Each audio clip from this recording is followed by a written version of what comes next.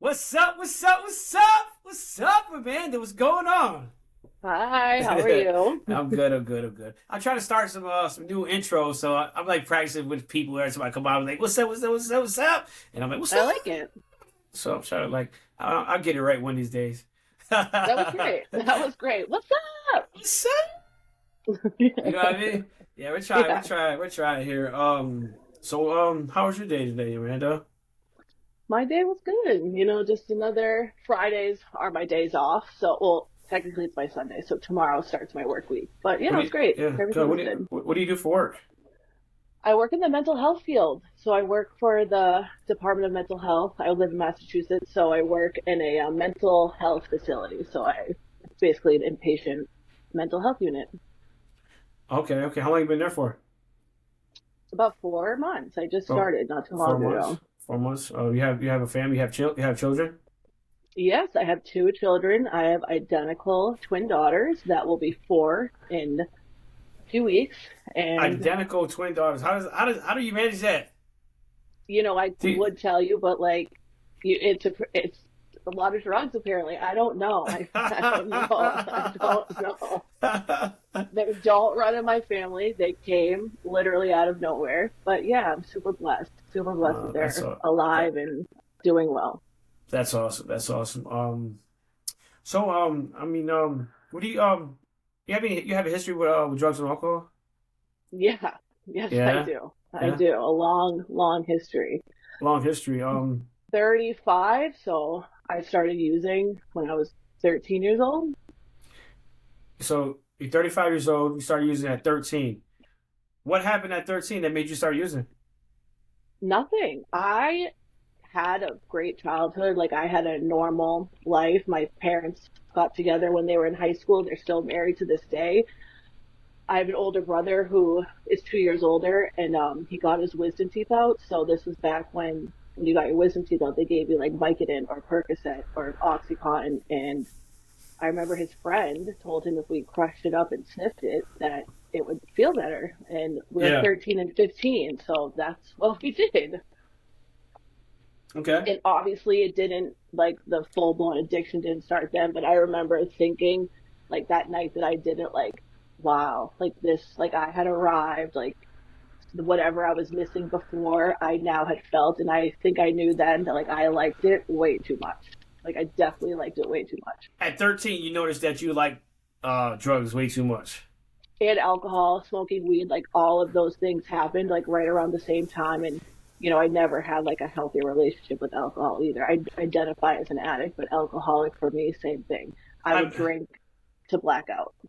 you were drinking blackout, okay? But at 13 years old, your parents didn't know. How did you hide this from your parents? How was you able to Well, this is get like away? weekend warriors. My brother has his license. We're in the car with him and his older friends. Like, I also, throughout high school and college, like, I was a very good student. I was a very good athlete.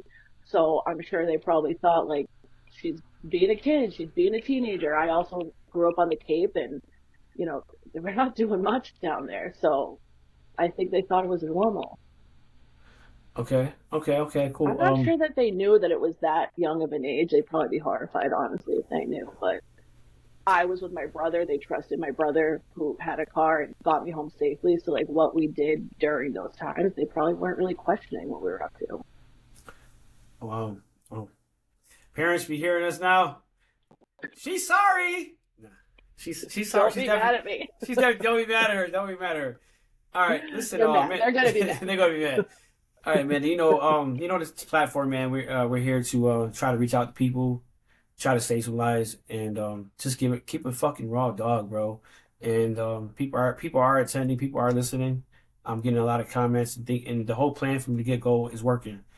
And so with that being said, man, like I know I had a conversation with you behind the scenes, getting to know more and more about you. Um, there's some things I know you want to share. So I want to like get you the floor. Uh, I want to ask you from the age, maybe from when it got really fucking serious with you, when it got serious and on, and then to where you're at right now in life. Like, can you explain that? So, and we're gonna go from where it got real fucked up. when it really hit rock bottom into where you're at right now, and what happened through the process, and what happened getting out of rehabs, or what how it was where you can make money, how you supported a habit, and you know what I mean, just, and so forth and so on. So because I know you want to share this, and I know you want to help somebody out that's probably been in the same predicament you've been in.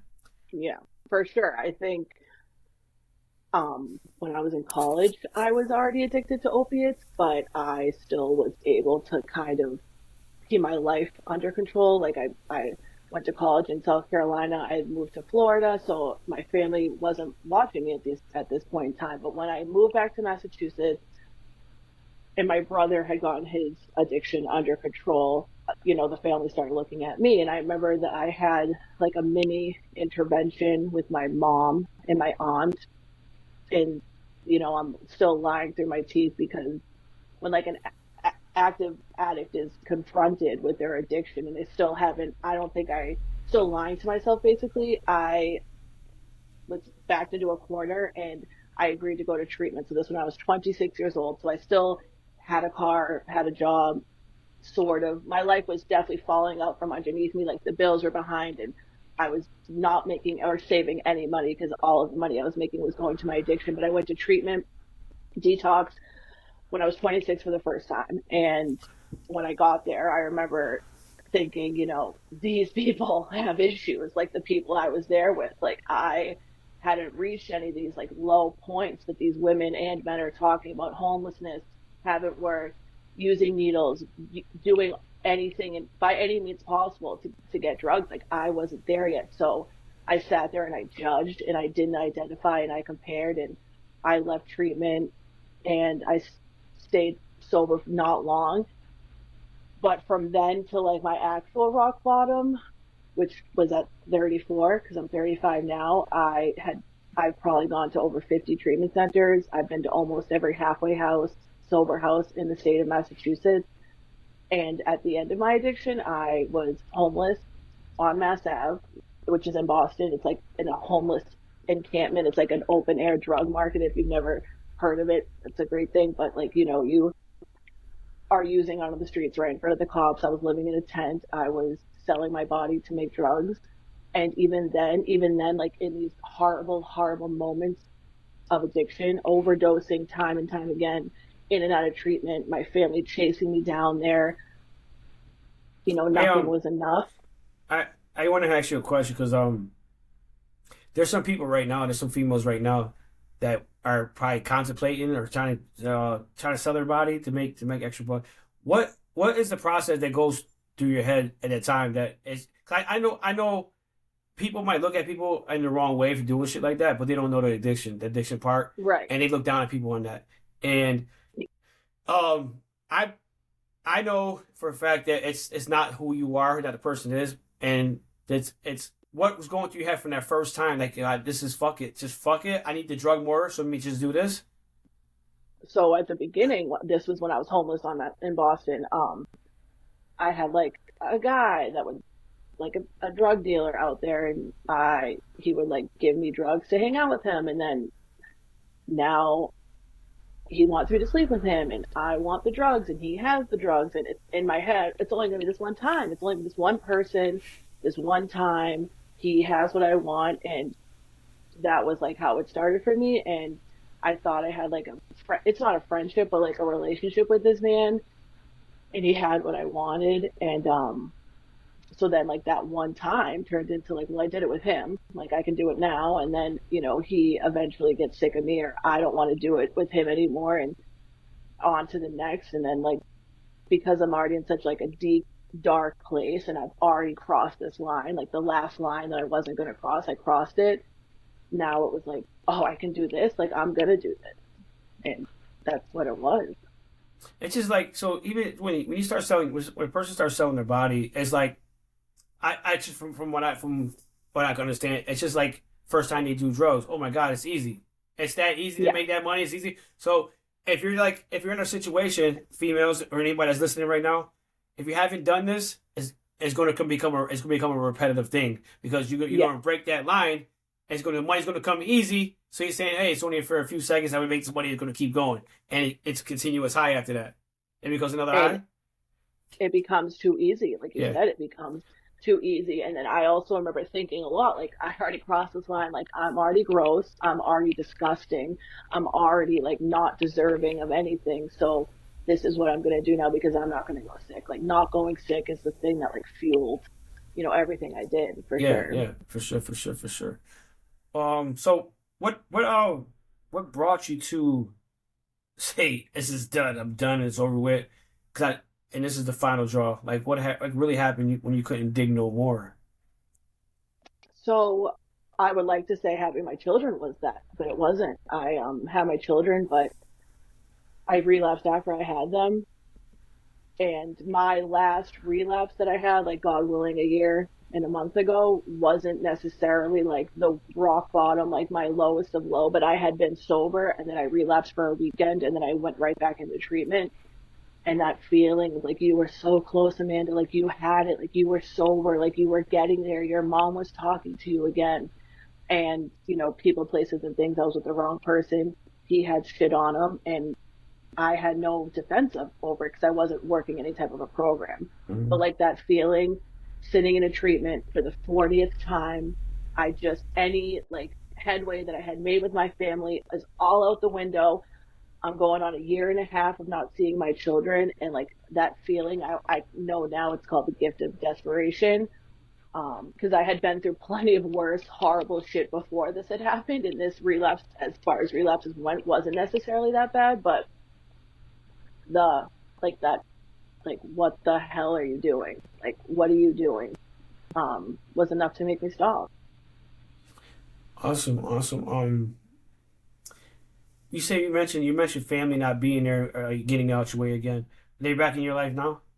Yes, I lived in a sober house for the 11 out of 12 months I stayed staying sober, and then like the last month I moved back in with my parents where my children live, which was, the fact that they let me back in their Yeah. home.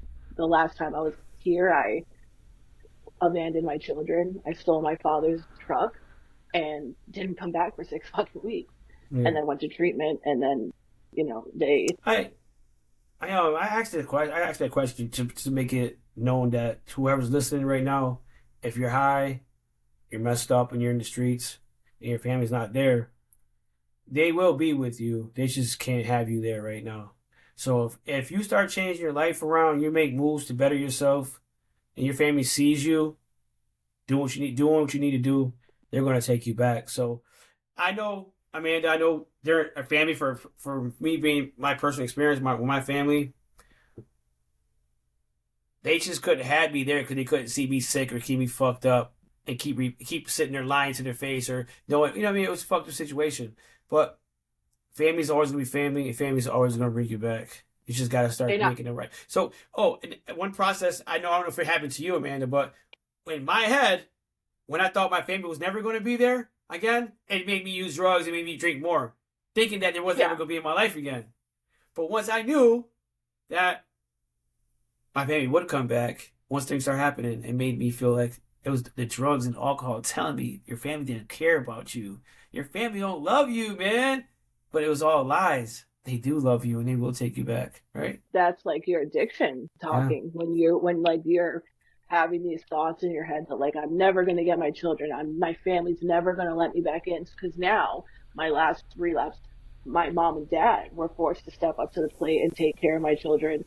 And so they had to protect them now. Like maybe they wanted to see me, maybe they wanted to give me another chance, but like they have to protect these little girls who I basically essentially left in their home to take care of.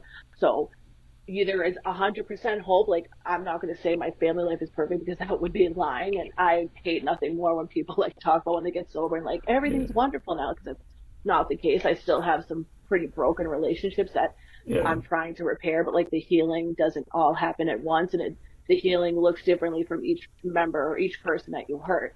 But for my mom and dad, I'm super lucky and super blessed. But 10 months I stayed in that sober house. They didn't speak to me. I got a very few texts. I got very few pictures. They needed to see the actual change. And in those moments where I'm butthurt and I'm bitching and I'm crying and all the girls in the house get to see their kids and blah, blah, blah. Like now I can see why they did that, because like I hadn't healed. I wasn't changed. was like half in, half out, like wanted things back when I didn't deserve them. And I really, really had to work hard this time to not say I changed, but for them to see that I had changed. Because I can tell you I'm different. I'm going to stay sober. I've Yeah. sold them every bullshit line in the book. I promise I won't. I'm not, I did, like, not, I had done all that before. Like I had burned them And so many times. So it really took for me to like dig deep, do this on my own. And it wasn't easy, but your family is there. They love you. They want you sober. Of course they want you back. But the addiction tells us they're you're never going to not, forgive they're never you. gonna forgive you. They're not gonna You're forgive not you. worthy. You You're know how not many times worthy. like you're a piece of shit, bitch. You're Yep. never getting anything back. Like every Yep. day. That was I Every said day. that to myself. Exactly. But when you said that, it brought something to my attention. When we're out there, we all of us, whoever's listening, is addicts, alcoholics, or you're under depression, your anxiety, you are dealing with your own shit. And at that time, no one else exists. No kids, no family, nothing. But once you start getting right, you feel like you deserve fucking everything back in 1 second. You feel right? Oh, I'm clean now. I want to see my kid. I want this. I want that. But I'm getting yeah, a car, I'm getting a job, yeah, I'm yeah. getting this, I'm You, buying a house, and it's all happening within a week. yeah, yeah. You feel Like like you deserve it all. Right back. yeah, Yeah, it's not happening. You gotta fucking earn yeah. it back. You gotta And the work hard. the Yeah, nerve of you nerve. to not Yeah, forgive me. yeah. Like, get fuck out of here. What are you doing? I'm not giving you that back. You crazy? Hell Yeah. no, man. No, it's not happening like that. It's not happening. It takes a lot of work. And first, Uh, I mean, it looks different for everybody, but I felt that this time I had to work so much harder and like dig so much deeper because like they had seen like periods of sobriety, but like these periods of sobriety I know now like was just like sober. Like I take the drugs and alcohol and then I expect everything to get better. I didn't realize that I was the alcohol. I mean, it's crazy now, but like I thought I was like the addict that was just gonna remove the alcohol and drugs from my system and like everything was gonna be fine and everything was gonna go back to normal and I wasn't going to want to use anymore or whatever. And like I know everyone has like opinions about this, but AA for me was my solution. Whatever it is that is your solution, spirituality, NA, AACA, like any type of anything, like a community was what I needed to, to change. I think so many times I felt like I just have to I just have to go to detox and get the drugs out of my system and everything will go back to normal, which, things hadn't been normal for me for a long time. And I don't want to go back to that person because she was broken and she needed something to fix herself that was drugs. Like going through the program and going through the steps and living in a really structured sober living environment was the thing that I needed. So like I said, everyone looks different, but I would suggest getting some type of a program, God, higher power, your mother, your father, your dead grandmother, the bushes, the ocean, the sand, whatever it is, like you need something to believe in because there are going to be moments through your like recovery journey where you're like, what the fuck am I doing? Like, am I even doing anything? Like, am I making the right choice? But like, you need a community to fall back on. And for me, that was the Women in Those House, the AA meetings, and that was what I needed to get better. so you brought up a good statement. I always say this statement to people. If you're looking for support from your family and friends, you're probably not going to get it. Your biggest support are going to come from people. Not mind you, not saying your family don't care about you, but there's going to be your biggest support are going to come from people that don't even know you. Yeah. They're going to work their ass off to make sure you're okay. They're going to work their ass off to make sure you get to a meeting. They're going to work their ass off to make sure you're okay. They're going to make their ass off to make sure you eat. They're going to work their ass off to tell you that they love you and care for you. All Yeah, right? Yeah. absolutely. Especially if, your family haven't been through this before with you or like they're Yeah. not addicts or alcoholics. Like That's why. they want, they want to Yeah. understand and they, they try to understand, but like there's nobody that like another addict or alcoholic is going to help me. Like I needed another woman to reach her hand out to me and be like, listen, come with me. I'm going to show you what to do. And like, I respected this woman. I respected her story, her honesty. She had been sober for 10 years and she owned the sober house that I lived in. And you would have thought she had like, she'd know better than us, like right there with us, met us exactly where we're at. And like a lot of times when we come into these programs, we're broken. Like we don't trust anyone. We don't think we're going to change. We don't believe that anybody wants to help us. Oh, that's And right. Yeah. she really showed me the way. And I was super lucky to be in a house with of women who were patient, loving, kind, understanding, because I didn't have any of those things. I was not patient. I was not loving. I certainly wasn't kind, and I hated myself. So the people who were strangers in this program, in this house, were the ones that were there for me because, like I said, my family was done. Like they had, like, tough love. We're not doing this with you anymore. Like, get better and we'll talk to you.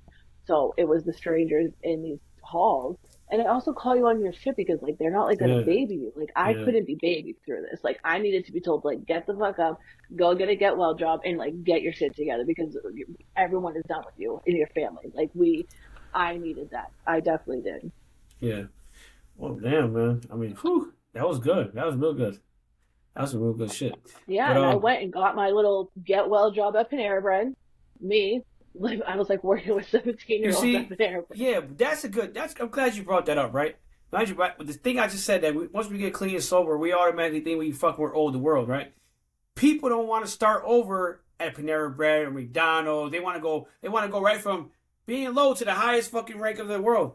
You got to start somewhere, and if it takes you getting a $400 paycheck, it's better than the $400 you didn't have a few weeks ago. $400 you didn't have when you was using it's $400 you don't have to ask for. You worked for. Right, and it gets you. It got me, especially it got me like into a routine. It got me into a schedule. It got Yeah, me working again. Like a lot of people, when they're coming from active addiction, like we haven't worked in a while, or like we're not used to working, and we're like take it step by step, little by little. It's gonna yeah, come up. Yeah, part time. I went to Panera Bread and I sucked it up, and I was had to be deal with like humility and obviously I didn't want to be there, but like I had to. I had yeah. to. That was part of the program I lived in. Like you're gonna get a get well job because I could only work within certain hours of the day because I had to go to a meeting every single night, and this get well job was the thing that I needed. And then I'm a true believer that like once you have a job, you're gonna find it better in another job, and Another way, that's another way. Yeah, exactly it's what gonna happen. happened. It's gonna happen. I met a nurse, actually moved into the sober house that I worked in, and she saw that I was like busting my ass, going to Panera Bread every day, going to meetings, working with my sponsor, and she's like, "Have you ever thought of working in a hospital?" And I was like, "Are you kidding me? Like the Yeah. fuck are you mean?" And she was an ER nurse, and she got me a job at that hospital as an ER technician, and I'm couldn't be more grateful or thankful because without that job that I worked at for 8 months in the hospital near the sober house, I wouldn't have had the experience that I needed to get the job that I have now. So like all of those Awesome. things lined up. That's awesome. So I mean, what's today's the 15th? Is it? Is it Yeah, 15th? sure. So as of today, how many days do you have clean and sober? I have 13 months.